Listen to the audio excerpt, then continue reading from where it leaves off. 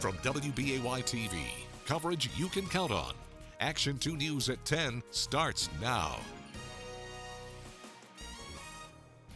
Percentage-wise, how much time you spend on your phone is shocking.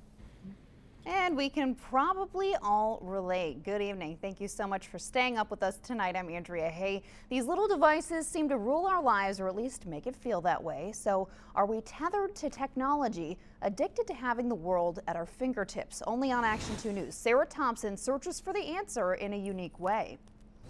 Let's be honest. How many times have you or someone you know caught yourself staring at your phone, oblivious to the rest of the world? It's probably more than the rest of us want to admit, but it gave us an idea. We asked a few dozen people to track their daily phone use for 1 week.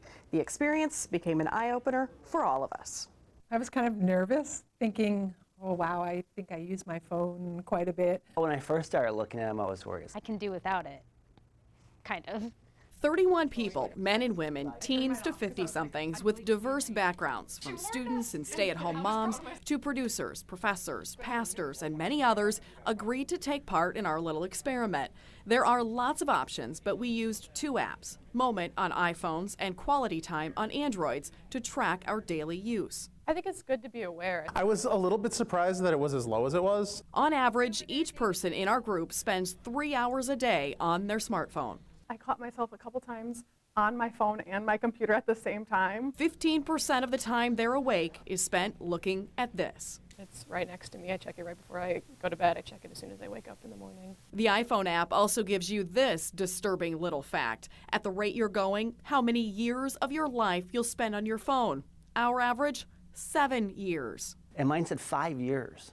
I thought, my gosh, if I'm going to spend 5 years looking into this device, I wasn't good with that. Our volunteers use their phones to watch movies, listen to music, or get directions, which boosts their times. But they admit there's plenty of Facebook and Instagram use too. A lot of it's mindless for me, I think. Even when you're not on your phone, it appears we can't ignore it. It does cause some anxiety if I don't look. I've solved that with a smartwatch. In our experiment, people picked up their phones an average of 48 times a day. That's about every 20 minutes. And you hear, and then you can see them like try and resist. They're like, no, don't check it, don't check it. And then they check it. It's just, I think it is an addiction that we have. We are absolutely addicted to our phones. People who are addicted to gambling or alcohol or drugs, you get that same release of pleasure hormones and chemicals in your brain that make you want to do it over and over again. Dr. Lynn Wagner believes all that screen time is affecting our health. So we're just losing this whole beautiful part of ourselves and our spirit, I would say. Dr. Wagner says we're missing interaction with people. The dentist doesn't even call anymore. I can't remember the last time I talked on the phone. In our little study, only 8 people even used their phone to talk to someone. She agrees technology is good, but we all need limits. I know this sounds pathetic, but I feel naked without my phone. It's like a part of my body. So like it goes everywhere I go. Say someone calls me, they're like, oh, I forgot my key.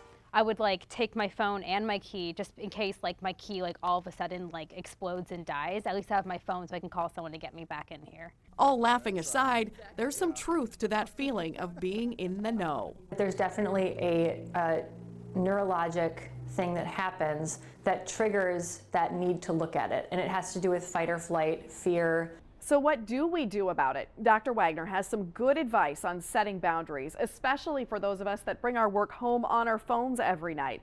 We'll look at that and how our volunteers are making changes tomorrow night. Do you suffer from nomophobia? No mobile phone phobia. It's a new one, Exactly. But symptoms include panic over losing your phone and obsessively checking for messages. You might know it as cell phone addiction, and we laugh about it, but you take a look around, it really is happening.